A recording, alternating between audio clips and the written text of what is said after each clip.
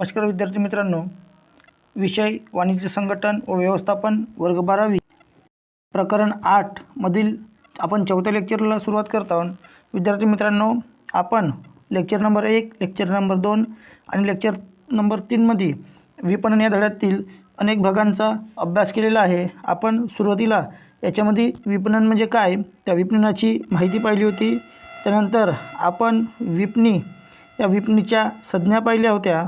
संज्ञांचे म्हणजे विपणीच्या ज्या संज्ञा आहेत ह्या कशा प्रकारे आहेत त्याची सुद्धा माहिती पाहिली होती। नंतरच्या भागामध्ये आपण विपणीचे प्रकार पाहिले होते। विद्यार्थी मित्रांनो, आपण एकूण विपणीचे 7 प्रकार पाहिले होते। आजच्या भागामध्ये आपण विपणनाचे महत्त्व पाहणार आहोत। या विपणनाच्या महत्त्वाचा अभ्यास करत असताना विद्यार्थी मित्रांनो, विपणनाचे महत्त्व अनेक प्रकारे आपल्याला असलेले दिसते। म्हणजे एखाद्या वस्तूच्या विक्रीमध्ये जर वाढ करायची असेल तर त्याच्यासाठी विद्यार्थी मित्रांनो आपल्याला विपणनाची गरज भासत असते। म्हणजे आपण जी वस्तू विकत आहोत, आपल्याला जर असं वाटतं आहे की ही मोठ्या प्रमाणामध्ये विकली पाहिजे, ही वस्तू जास्त प्रमाणामध्ये विकली पाहिजे, अनेक लोकांनी ती खरेदी केली पाहिजे, तर आपल्याला विपणनाची गरज भासत असते। आपल्याला जर ग्राहकापर्यंत पोहोचायचं असेल तर त्यासाठी आपल्याला विपणनाची साथ घेणं अत्यंत गरजेचं आहे। म्हणजे विपणनाशिवाय आपण ग्राहकापर्यंत पोहोचू शकत नाही किंवा आपल्याला पोहोचता येत नाही। आपण जर परिणामकारक विपणन केलं, म्हणजे विपणनाची जे वापर आहे किंवा विपणन हे परिणामकारकपणे वापरलं, तर आपण जो काही व्यवसाय करून राहिलेलो आहोत हा व्यवसाय या स्पर्धेच्या वातावरणामध्ये टिकून राहू शकते किंवा टिकून राहण्याला मुभा मिळत असते। समजा आपण विपणनाचा वापरच केला नाही तर आपण कुठल्याही प्रकारे व्यवसायामध्ये टिकून राहू शकत नाही। समाजासाठी, व्यवसाय संस्थांसाठी आणि ग्राहकासाठी विपणनाची अत्यंत महत्त्वाची भूमिका आहे। या तीनही गोष्टींचे महत्त्व म्हणजे समाजासाठी काय विपणनाचे महत्त्व आहे, व्यवसाय संस्थांसाठी काय विपणनाचे महत्त्व आहे आणि ग्राहकांसाठी काय विपणनाचे महत्त्व आहे, आपण याचा सेपरेट विद्यार्थी मित्रांनो अभ्यास करणार आहोत। आजच्या भागामध्ये आज आपण या पहिल्या भागाला सुरुवात करत आहोत। त्याच्यामधले विपणनाचे जे महत्त्व आहेत, समाजासाठी विपणनाचे महत्त्व। आता बघा, समाजासाठी विपणनाचे महत्त्व कोणते असणार आहे, तर विद्यार्थी मित्रांनो एकंदरीत नेमका समाज म्हणजे काय, तर आपल्या अवतीभोवती जो काही पसरलेला लोकसमूह आहे, एकत्रित राहणाऱ्या समुदायाला समाज असे म्हणतात। या समाजाच्या माध्यमातून विद्यार्थी मित्रांनो विपणनाचे अत्यंत महत्त्वाचे आहेत। मग ते कोणते महत्त्व आहेत, तर यातला आपण अभ्यास करणार आहोत। सर्वात पहिलं महत्त्व आपण पाहणार आहोत ते म्हणजे राहणीमानामध्ये वाढ। आता विपणनामुळे समाजातल्या राहणीमानामध्ये कशा पद्धतीने वाढ होणार आहे, तर विद्यार्थी मित्रांनो विपणनाच्या माध्यमातून समाजाला ज्या ज्या आवश्यक गोष्टी आहेत त्या आवश्यक असणाऱ्या गोष्टी या विपणनाच्या माध्यमातून ग्राहकापर्यंत पोहोचता येत असतात। बघा, जे ग्राहकांच्या गरजांची आणि समाधानाची जी पूर्तता आहे हे विपणनाच्या माध्यमातून केली जात असते। आणि वस्तू आणि सेवांच्या मोठ्या उत्पादनामुळे किमतीमध्ये घट होत असते आणि त्यामुळे गोरगरीब व्यक्तीसुद्धा विद्यार्थी मित्रांनो वस्तू खरेदी करू शकत असतात। म्हणजे विपणनाच्या माध्यमातून आपण ग्राहकापर्यंत समाजाला लागणाऱ्या ज्या काही गोष्टी आहेत या समाजाला लागणाऱ्या गोष्टी आपण विपणनाच्या माध्यमातून देत असतो। आणि विपणनाचा जर आपण वापर केला तर आपण जी वस्तूसाठी लागणारा उत्पादन जो खर्च आहे याच्यामध्ये आपण कुठेतरी वाचवू शकतो। जो उत्पादित होणारा जो काही खर्च आहे, वस्तू उत्पादन करण्यासाठी जो काही लागणारा खर्च आहे हा कमी करू शकतो। आणि उत्पादनासाठी लागणारा जो खर्च हा जर कमी केला, म्हणजे कमी जर झाला, तर ग्राहकांना कमी पैशामध्ये त्या वस्तू मिळत असतात। मग एखादी वस्तू कमी पैशामध्ये जर उत्पादित करायची असेल, तिचा अनावश्यक जर खर्च टाळायचा असेल, तर त्याच्यासाठी आपल्याला विपणनाची साथ घेणं अत्यंत गरजेचं आहे। आणि या विपणनाची जर साथ घेतली तर या खर्चामध्ये बचत होतो आणि एकंदरीत त्यामुळं समाजाच्या राहणीमानामध्ये विद्यार्थी मित्रांनो वाढ होत असते। नंतर आपण दुसरा पाहत आहोत तो म्हणजे कोणता, रोजगार पुरविणे। आता समाजाला या विपणनाच्या माध्यमातून रोजगार कशा पद्धतीने मिळणार आहे, तर एकंदरीत विपणनाची ज्यावेळी आपण प्रक्रिया अवलंबतो, म्हणजे ज्यावेळी एखादं जे उत्पादनाचं ठिकाण आहे, बघा एखादं जर उत्पादनाचं ठिकाण आहे, त्या उत्पादनाच्या ठिकाणापासून तर ग्राहकापर्यंत वस्तू ने-आण करण्यासाठी ज्या काही घटकांचा आपण वापर करत असतो त्या सर्वांचा उपयोग आपण या विपणनामध्ये विद्यार्थी मित्रांनो करत असतो. मग या उत्पादनापासून तर ग्राहकापर्यंत वस्तू पोहोचवत असताना आपल्याला अनेक लोकांची गरज असते. अनेक लोकांची, आपण जसं वाहतूक व्यवस्था आहे, ठीक आहे, पॅकेजिंग व्यवस्था आहे, असे अनेक पद्धतीचे आपल्याला कामं करावी लागत असतात. मग आपण विपणनाच्या माध्यमातून चांगल्या पद्धतीनं वस्तू या ग्राहकापर्यंत पोहोचवण्याचा प्रयत्न करत असतो. याच्यामध्ये अनेक लोक आपल्याला साथ देत असतात किंवा अनेक लोकांची आपल्याला साथ हवी असते. मग हे वस्तूची ने-आण करण्यासाठी, वस्तू एका ठिकाणाहून दुसऱ्या ठिकाणी पोहोचवण्यासाठी आपल्याला मनुष्यबळाची आवश्यकता असते. आणि या मनुष्यबळाला या विपणनाच्या माध्यमातून रोजगारसुद्धा विद्यार्थी मित्रांनो प्राप्त होत असतो. म्हणजे एकंदरीत या समाजाला रोजगार पुरवण्याचं काम हे विपणनामुळे शक्य झालेलं आहे. नंतर आपण तिसरं समाजासाठी महत्त्व पाहणार आहोत, ते म्हणजे कोणतं, तर वितरण खर्चामध्ये घट. आता बघा, वितरण खर्चामध्ये घट म्हणजे कशी, तर सुरुवातीच्या काळामध्ये ज्यावेळी या विपणनाचा वापर केला जात नव्हता, त्यावेळी अनावश्यकपणे कधी वस्तू अनेक प्रकारच्या बाजारामध्ये नेल्या जायच्या आणि त्या बाजारामध्ये वस्तू नेल्यामुळं त्या ठिकाणच्या ग्राहकाला ती वस्तू पाहिजे किंवा नाही पाहिजे याची कुठल्याही प्रकारे माहिती व्यावसायिक लोक घेत नव्हते.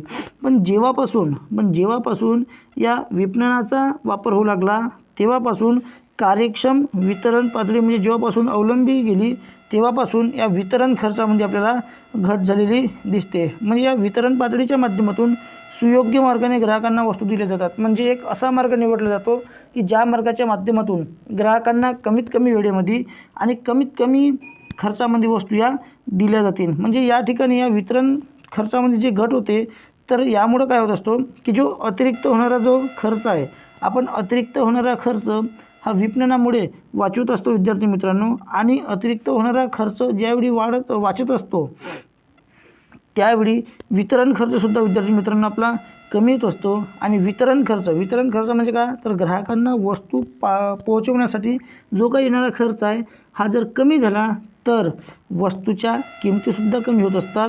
आणि वस्तूच्या किमती कमी झाल्या की निश्चितच वस्तूला ग्राहक हे मोठ्या प्रमाणामध्ये मिळत असतात. आणि वस्तूला मोठ्या प्रमाणामध्ये ग्राहक जर मिळाले की नफ्यातसुद्धा विद्यार्थी मित्रांनो वाढ होत असतो. म्हणजे एकंदरीत वितरण खर्चामध्ये घट झाल्यामुळे वस्तूच्या किमती कमी होत असतात आणि या वस्तूच्या कमी झालेल्या किमती आपल्याला जास्त प्रमाणामध्ये ग्राहकसुद्धा मिळवून देत असतात. नंतरचा पॉईंट विद्यार्थी मित्रांनो तो म्हणजे कोणता, तर तो आहे ग्राहक जागरूकता. म्हणजे आजच्या काळामध्ये ग्राहकांना वस्तूविषयी माहिती शिक्षण देऊन विपणन समाजाला मदत करत असते. म्हणजे ग्राहकांना सुरुवातीच्या काळामध्ये काय होतं विद्यार्थी मित्रांनो, की वस्तूविषयी माहिती नव्हती आणि त्याच्यामुळं ग्राहक कशाही पद्धतीच्या वस्तू घ्यायच्या, याच्यामुळं त्या ग्राहकांना मोठ्या प्रमाणात कधी नुकसानसुद्धा सहन करावं लागत होतं. ठीक आहे. पण आजच्या काळामध्ये जेव्हापासून या विपणनाचा वापर सुरू झाला, या विपणनाच्या वापरामुळे त्या ग्राहकांना वस्तूविषयी माहिती दिली जाते, त्या वस्तूविषयी शिक्षण दिले जात असते. आणि त्यामुळं हे शिक्षण ग्राहकांना किंवा समाजाला मदत करत असते की कोणती वस्तू आपल्या उपयोगाची आहे, कोणती वस्तू आपल्या उपयोगाची नाही आहे. विपणनामुळे काय होत असते की नवनवीन वस्तूची माहिती ग्राहकांना मिळत असते. म्हणजे बाजारपेठेमध्ये ज्या नवनवीन वस्तू येत असतात, त्या नवनवीन वस्तूचा रंग कसा आहे, याची किंमत किती आहे, हे वस्तू घेतल्याने आपल्याला कोणता फायदा होईल, याची सर्व माहिती या विपणनाच्या माध्यमातून आपण ग्राहकांना देत असतो. आणि विपणनामध्ये वस्तू खरेदी करत असताना वस्तूबाबत आपण माहिती देत असतो. ठीक आहे. त्या वस्तूवर आपण फोन नंबरसुद्धा देत असतो. आणि या फोन नंबर दिल्यामुळं आणि त्याच्यावर अनेक प्रकारे कधी साईटसुद्धा दिली जात असते. तर ग्राहक लोक काय करत असतात, त्या साईटवर जाऊन किंवा त्या मोबाईल नंबरवर वस्तू घेण्यापहिलंच त्या ठिकाणी फोन करत असतात, चौकशी करत असतात. आणि याच्यामुळे विद्यार्थी मित्रांनो वस्तूबाबत अगोदरच माहिती ही ग्राहकांना होत असते. आणि ग्राहकांना ती अगोदरच माहिती झाल्यामुळं ग्राहकांची जे वस्तूबाबत होणारी फसवणूक आहे, हे होण्याचं जे प्रमाण आहे हे कमी होत असते. नंतरचा विद्यार्थी मित्रांनो नंबर 5चा पॉईंट आहे. बघा, नंबर 5चा पॉईंट आपण कोणता पाहणार आहोत, तो म्हणजे राष्ट्रीय उत्पादनामध्ये वाढ. आता राष्ट्रीय उत्पादनामध्ये कशा पद्धतीने वाढ होत असतो, तर वस्तू व सेवांच्या परिणामकारक जर आपण विपणन केलं, वस्तू आणि सेवांचं परिणामकारक जर विपणन केलं तर औद्योगिकीकरणामध्ये मोठ्या प्रमाणामध्ये वाढ घडून येत असते. म्हणजे आपण आपल्याकडं असलेल्या वस्तू या ग्राहकांना चांगल्या पद्धतीने देण्याचा प्रयत्न करत असतो. आणि त्या वस्तू जर आपण चांगल्या पद्धतीने दिल्या आणि जर चांगल्या दर्जाच्या वस्तू दिल्या, बघा जर चांगल्या दर्जाच्या वस्तू दिल्या तर ग्राहक लोक ह्या मोठ्या प्रमाणामध्ये खरेदी करत असतात आणि त्याच्यामुळं या औद्योगिकीकरणामध्ये वाढत असतो. म्हणजे वस्तूची जर सेलिंग वाढली तर मोठ्या प्रमाणामध्ये आपल्याला उद्योगाची, मोठ्या प्रमाणामध्ये कारखान्याची गरज असते आणि हे कारखाने, हे उद्योग एकंदरीत देशाच्या विकासाला महत्त्वाचे भूमिका बजावत असतात.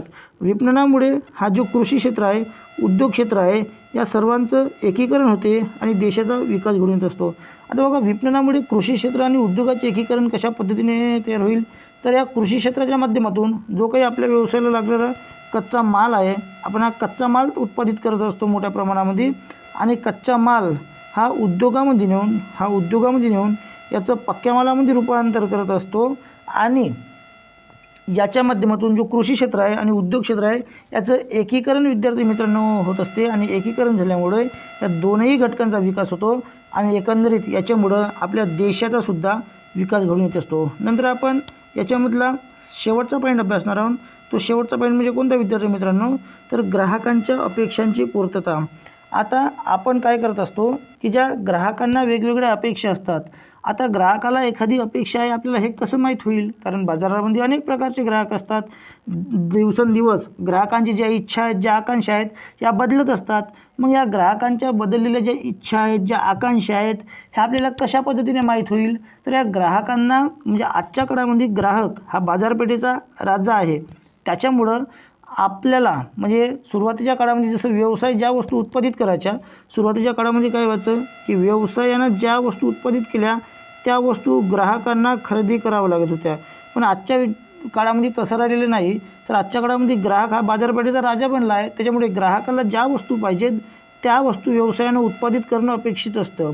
मग ग्राहकाला नेमकी कोणती वस्तू पाहिजे याची माहिती आपल्याला कशी होईल, तर त्याच्यासाठी विद्यार्थी मित्रांनो आपल्याला संशोधन करावं लागते. कशाचं संशोधन करायचं, बाजारपेठेचं संशोधन करायचं. मग बाजारपेठेचं संशोधन करायचं म्हणजे का, तर बाजारामध्ये जायचं आणि चौकशी करायची की ग्राहकाला कोणत्या पद्धतीची वस्तू पाहिजे, एखाद्या वस्तूमध्ये ग्राहकाला कोणत्या सुधारणा पाहिजे याची माहिती घेणं म्हणजे बाजार संशोधन करणं. म्हणजे आता का झालं आहे की विपणन संशोधनामुळे व्यवसाय संस्थांना ग्राहकांच्या गरजाची जाणीव होते. म्हणजे ग्राहकाला कोणत्या पद्धतीची गरज आहे याची माहिती व्यवसाय संस्थांना होत असते आणि त्याच्यामुळं ज्या व्यवसाय संस्था आहेत या ग्राहकांना उपयोगीच्या वस्तू, ग्राहकांना जशा वस्तू पाहिजे तशा वस्तू एकंदरीत निर्माण करत असतात आणि यामुळे ग्राहकांची जी अपेक्षा आहेत त्या अपेक्षांची पूर्तता होत असते. वस्तूंचा विकास केला जात असतो. म्हणजे ज्या जुन्या पद्धतीच्या वस्तू आहेत त्याच्यामध्ये नवनवीन सुधारणा केल्या जात असतात.